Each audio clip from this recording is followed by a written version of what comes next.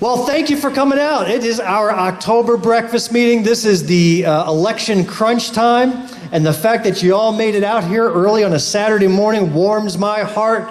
That means you haven't lost the energy, and I'm just going to try to match you guys. It's a tough thing to do, but I'm up for the challenge. So thank you all for coming out. Could I have everybody stand, please? We're going to start our proceedings with a Pledge of Allegiance.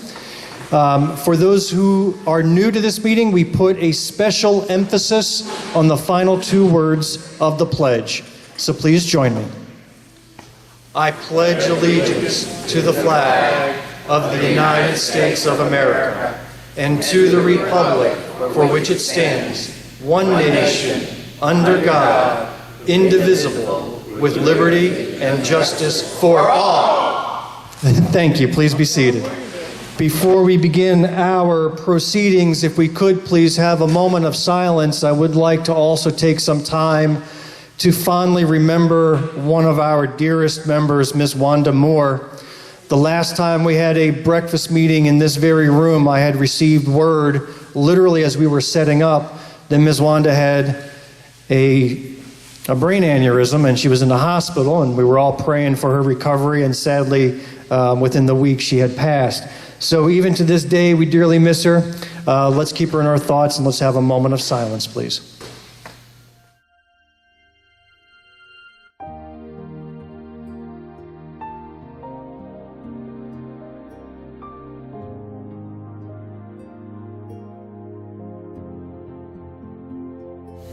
All right, thank you. I would like to take some time to welcome the people who have joined us today. By a show of hands, would you please raise your hand proudly if this is the first time you've been to a breakfast meeting here, or maybe the first time in many years you've been to a breakfast meeting? Please raise your hand. I'm counting about a half dozen, almost a dozen new members. Welcome. Thank you for coming on out today. We appreciate you taking a risk on a Saturday morning to show up to a political meeting. Are you crazy? Good. We are too. Glad to have you. We're a very friendly bunch. For those who are first-timers, let me give some instructions. First of all, the restrooms are to your right. There's a ladies' room and a men's room. Food and coffee and drinks, all you can eat. And in fact, if there's leftovers, please take home as much as you can. Everything else, I can't take it home. I can't eat that much. So please take all the food home. We have a literature table behind you. I want everybody to walk away with some handout, something or another, if not for yourself, then to give to somebody else. We want to try to inform as well as entertain and inspire. So please grab whatever you see on the info table. If you haven't checked in yet, please do so with our secretary, Lane Horowitz. She was right at the entrance, so make your way back there and just check in so we know you came. We have yard signs for the taking in the far back, and we've got Carnell Drummond Maze tickets for sale in the far back to your right as well. And we'll cover those in more detail. Is there anybody who's traveled from outside of Greenwood County to be with us today? We've got one from Lawrence County. Welcome. You know where the fun is at. Thanks for coming on out. And we will be having one of our speakers. He's on his way. He is from Greenville County. If you would, please raise your hand if you are a veteran or a first responder working in the medical industry. Please raise your hand. We want to recognize you. Thank you so much for your service, helping our community, helping our nation. You are certainly dear. We also want to recognize our teachers, our educators. In fact, all of us. We all contribute to our society. So let's give ourselves a round of applause. Everybody does something. All right, and then I also want to recognize any elected official, not those who are running for office. We'll give them their due, but if you are serving currently as an elected official, do we have any here today that I am not seeing? Oh, look, he's so humble. Matthew Miller, councilman from the city of Greenwood. Thank you for serving, sir. I know you make the big bucks, but we also appreciate the sacrifice you make serving city council. I want to give a shout out and a thank you to our breakfast club. Our ladies and gentlemen bring the food, they donate the goods, they show up early to set things up, they plan throughout the week. So thank you for the breakfast. Can't do this without you, and we appreciate a year and a half of free breakfast food. That's just incredible. I also want to introduce and thank you to, and I'm not seeing her right now. Where is Deshauna? Deshauna, would you raise your hand? Oh, there you are. Deshauna Gilliard. She is working as an intern from Lander University. So she's joined us, and we look forward to working with you the rest of this semester. She is a senior at Lander University, majoring in criminology. And I swear to you, until last night, I thought she was studying how to be a criminal. And apparently that's not what criminology is about. So we welcome her and thank you for all the help that you've been giving us these past few weeks. And then final thank you for those who turned out for a fundraiser last evening for Ann Parks and myself up at Towns Hall in Ware Shoals. It was a beautiful evening. I'm still riding high from it. I'm not sure I slept. I'm pretty much showing up in the same clothes I went to that last night in. Some of you have as well. There are Kimler for House 13 t-shirts. If there are any left on the table, they are free for the are they gone? They are gone. All right, so if you all took one of them t-shirts, there's one rule. You have to wear it every day between now and November 8th. That's the price for a free t-shirt. Thank you, Miss Susie. She has not taken that off in 30 days, and she's got 30 more days to go.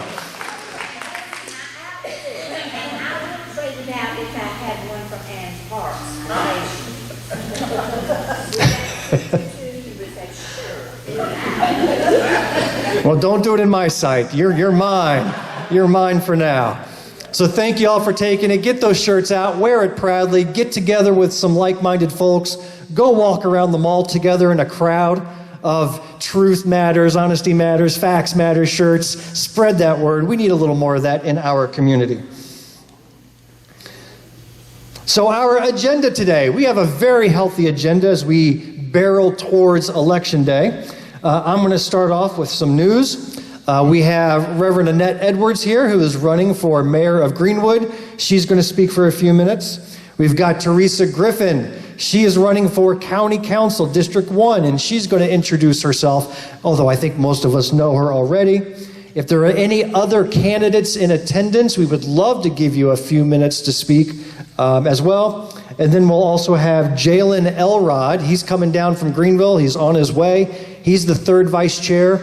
You may have seen him before. He spoke at our first outdoor breakfast meeting since the plague last summer. He helped kick us off for our in-person meetings. He's coming back for a second visit.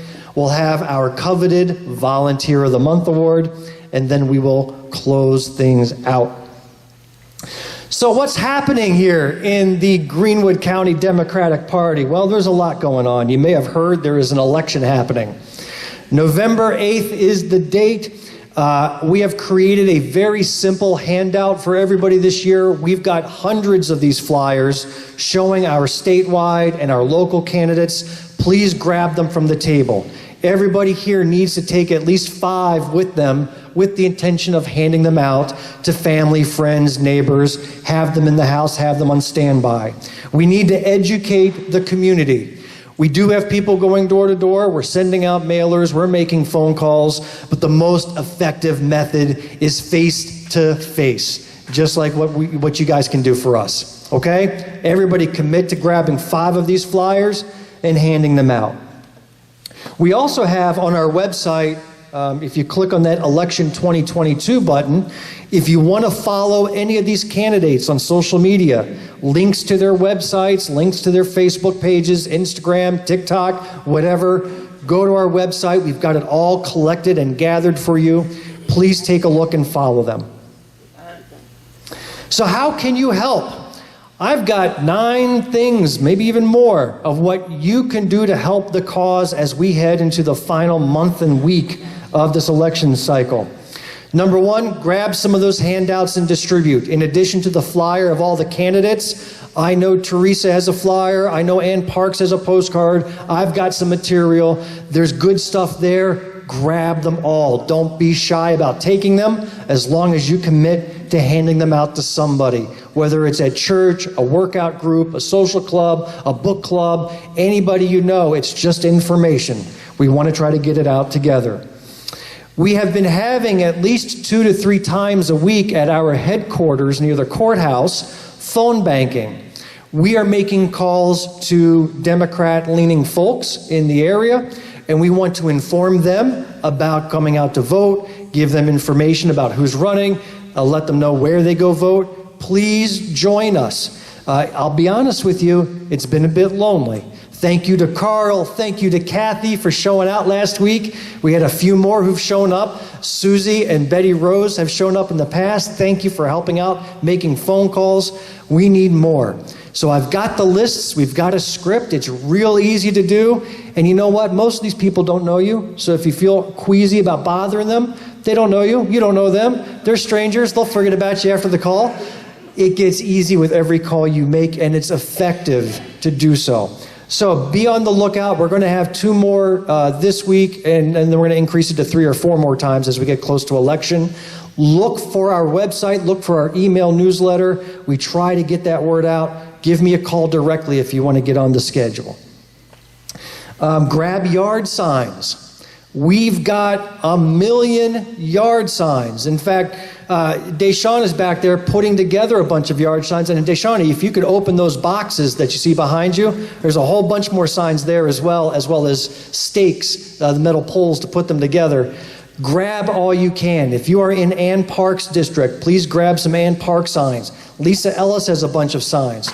We also have Secretary of State, Peggy Butler. We have yard signs that we would like to have seen in public and promote our Democratic candidates. If you can put them around heavily traveled roads, that's great. For me, I am out of yard signs. I had a batch of 300. They've already been distributed. Some have been mysteriously walking away. Certainly expected that. But what I do have are 3 extra large yard signs. 6 feet wide, 4 feet high, metal poles to put them on. If you've got a yard that's on a highly traveled road, I would love to take advantage of it. Now, word of caution. Mr. Monty Weaver here was gracious enough to lend me his yard. He's right on 25 North, past the bowling alley. I slapped a big sign on his yard Sunday, and then yesterday it's disappeared. Somebody walked off with a 24 square foot piece of cardboard and the big 6-foot metal poles that went with it. How motivated do you have to be, or how scared are you of this Kimler for Sanity campaign to walk off with a sign that big? That's incredible. But I have a few more left, and I'm not to be deterred, and I'm going to put some out. So if you have a yard to spare, I would love to take advantage of it. We've got postcards for Lisa Ellis, handwriting on these postcards. We've got about 100 left. Would love for you to join us or pick some up from our headquarters. If you can provide the stamps as well, even if you don't want to write the postcards, we could use postcard stamps. A sheet of 20 costs $8.80. So I have a stack of postcards that are already written, waiting for postcard stamps. I have blank postcards for Lisa Ellis, waiting to be filled out and addressed and to be sent out. So if you want to sign up for that, please let me know. Sign up on the volunteer forms out back. We have that. We're also looking for poll workers and poll watchers. So here's the difference. A poll worker gets paid. A poll watcher does not.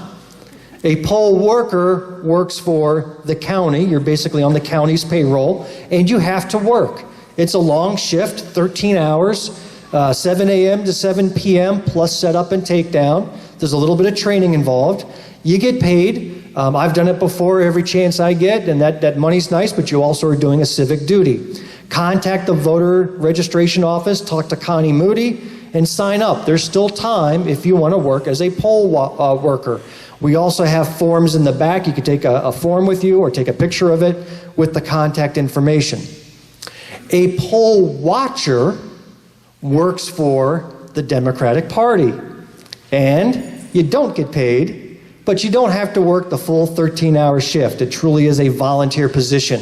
The 2020 election, I worked as a poll watcher. I sat in on a busy precinct and I watched. I read the paper, I read a book, I had some stuff to do, but I watched as the voters came in, and I wanted to make sure things were on the up and up. For example, you're not allowed to bring campaign stuff into a polling location. Them's the rules. So I caught a few MAGA hats as they walked in to cast their vote. And the poll workers didn't say anything. So it was up to the poll watcher to get involved and say, I believe that's not allowed on premise. So it's things like that. You can also check to see who signed in, what the counts are. You can't check the counts of the votes, but you can check the tallies of how many people have cast a vote. So poll watchers are certainly welcome. There's training that's available over Zoom and online. If you're interested, please sign up for that, and I'll pass along that information. But it's purely voluntary. You stay as long as you want, and we'll position you at some strategic polls throughout the county. Then also, campaigns are looking for volunteers to drive to the polls. We didn't do so much of that in 2020 because of COVID. We had a little bit of poll driving. But drive to the polls, we're back in full gear. So if you have a car to spare and you want to take a territory, we have a headquarters. We can take the calls and dispatch people from the headquarters and help people get to the polls. Also looking for a coordinator. If you're more of an organizing type, somebody to be the one that kind of organizes who goes where, I could really use that. I'm busy campaigning. So I'm not going to be able to organize drive to the polls, but if somebody wants to step up and be that organizer, would love you to death. Would love you to death. Some other things you can do. Write a letter to the Index Journal. I've seen some letters to the editor from my opponent. I saw one for me, but I know a bunch of you out there got a whole bunch in draft form. All right, let's get those drafts finished. Let's get it submitted, but not just for me. How about for Ann Parks? How about for Lisa Ellis? How about for Joe Cunningham? All right, letters to the editor are good. People read them. It lets you know the candidate is supported in the community. There is a deadline. October 17th is the latest they will accept any letter to the editor regarding a candidate. And I think there's a limit of 250 words. So keep it short and sweet. You can turn it in printed, handwritten if you want, or you can submit them online at the Index Journal's website. You can also help a candidate by liking and sharing their media posts. I want to give a shout out to Karen Bright. She's my biggest Facebook cheerleader.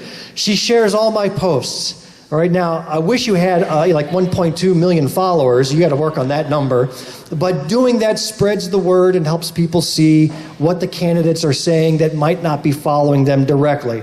I'm posting stuff every day. In fact, I do a little video, less than 2 minutes. Every day goes up on all my social media sites. Do the same for Joe. Do the same for Lisa. Do the same for Ann. Do the same for Teresa. Do the same for Annette. Do the same for all of the candidates who are running for office.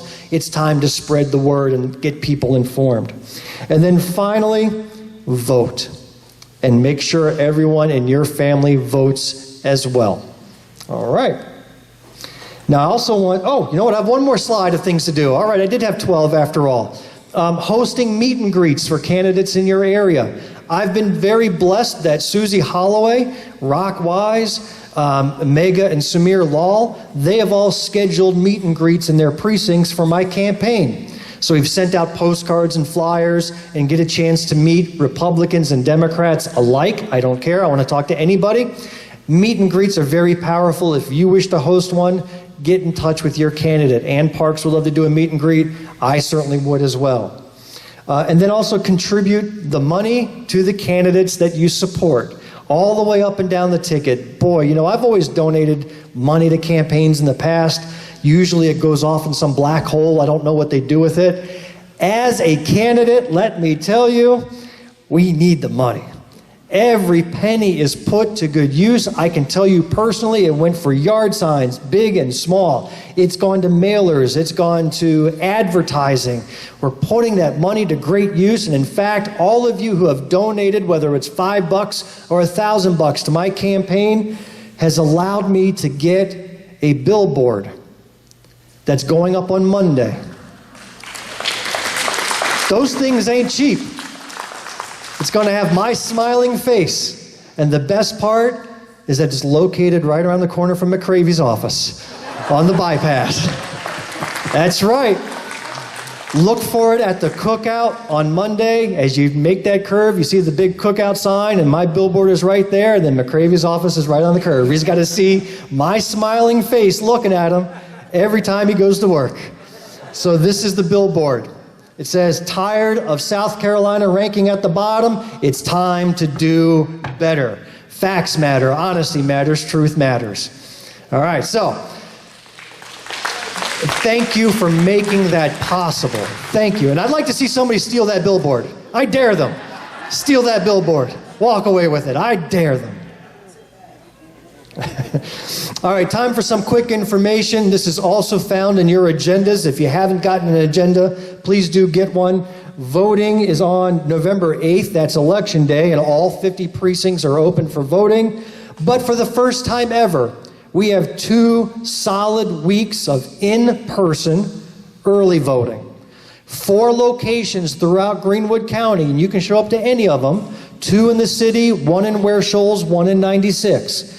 Anytime during those 2 weeks, Monday through Saturday, starting October 24th, 8:30 to 6, you can show up with your ID and cast your vote and get it out of the way.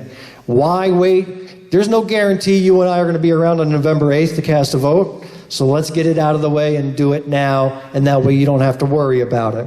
No excuses are needed either. So this was a very good piece of legislation that I'm very surprised the Republicans were on board with, but they were. It allows us to spread it out, take our time, and get our votes in. So those locations, those dates and times are in your agenda.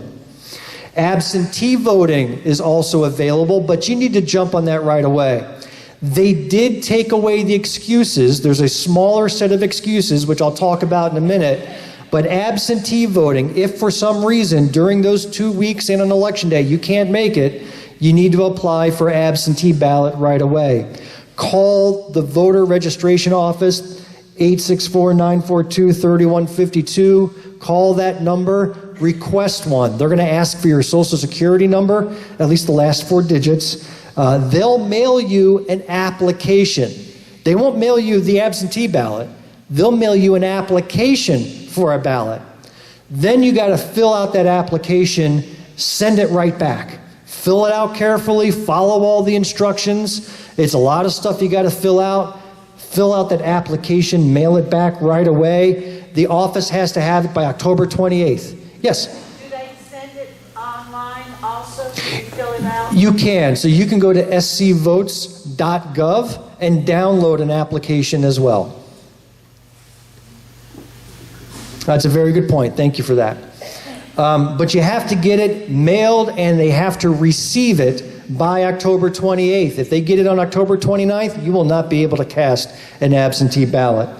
Then they will mail you the absentee ballot, which again, fill out and mail back right away.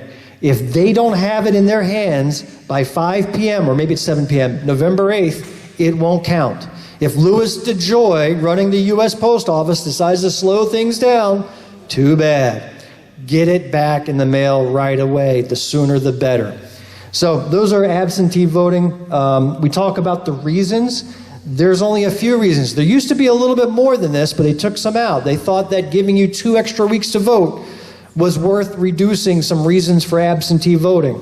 Things like, my job won't allow me to vote during those 2 weeks and on Election Day. So if your job has you going overseas, let's say, or working in California for the month, then you can qualify for absentee voting. You could be attending a sick or disabled individual. You could be confined to jail, waiting for trial. You can be out of country. You could have a physical disability. You could be 65 years of age or older. So I think 1 or 2 of you here might qualify for that. If you've hit that age and you were blessed to make it to 65, congratulations, you don't have to get out of your chair. You can cast your vote via absentee. If you're a member of the armed services, merchant marines, and you have spouses or dependents residing with you, you qualify for absentee voting. Or if you have been admitted to a hospital as an emergency patient on the day of, or during the 4 days before the election, you can qualify for absentee. Although, that last bullet point, I have questions on that. So, you have to have your absentee request in by October 28th, but you only qualify for it if you're going to be in the emergency room 4 days before Election Day. It's like you have to know in advance you're going to be in the emergency room. They didn't bring that, nobody brought that up. And this, again, this was copy and paste. I didn't transcribe this. So I got questions on that last one. All right, continuing on. Just a couple more points and we'll get to our speakers. First of all, we had an amazing fish fry back in September, or August 27th. Second annual Floyd's Fish Fry was a resounding success. We had 300 people show up. It was great music, beautiful weather, good food, good interaction, steady stream of people throughout the day. I couldn't have been happier. And with those funds, the Greenwood Democratic Party was able to donate $425, or was it $75, George? Do you recall? It was somewhere around there. We donated over $400 contributing to the Floyd and Mamie Nicholson Scholarship to Lander University. It's a scholarship that's awarded every year to a student for whom they are the first in their family to go to college. Now that's special. That applied to me as well. I'm the first in my family to have gone to college, so that hit home, and it's an absolute pleasure that you all who showed up and supported the fish fry were able to make that happen. Oh, by the way, Susie, that video of you dancing, who's seen that video? That thing went viral. That thing went viral. Susie was dancing and just partying it up. That went viral. I had people on the streets telling me they saw that video. We have another event coming up in less than 2 weeks, as a matter of fact, the Carnell Drummond Maze Banquet. This is our biggest event of the year. It is a dress-up occasion. It is a wonderful sit-down dinner that is catered. We only have seating available for 150, but we also need to sell 150 tickets. So I would encourage every one of you to buy a ticket, buy two, bring a friend. We have some, all of the candidates will be speaking, of course. We also have as our keynote speaker, journalist, editor of a paper himself. His name is Andy Brack.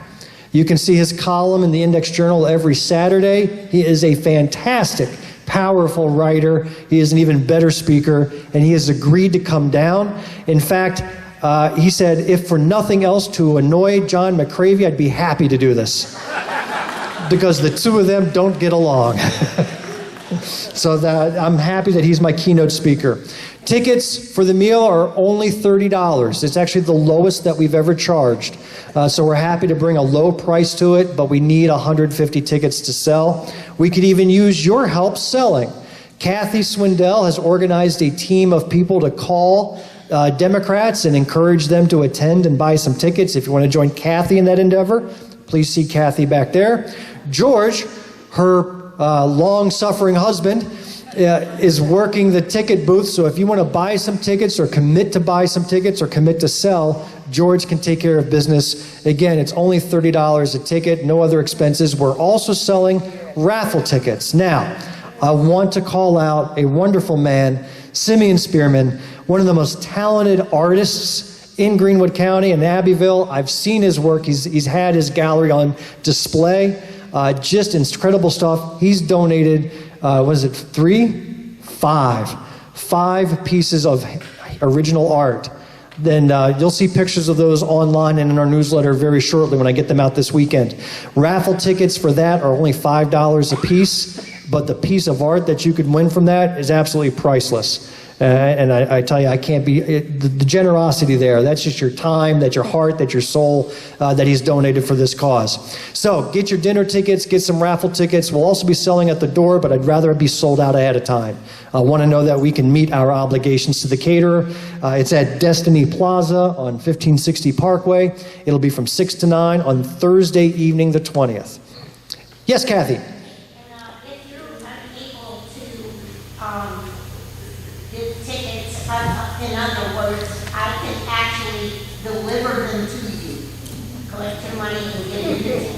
just let me know. And we'll be making telephone calls as well. All right, thank you, Kathy. And I think that's it now from the news updates.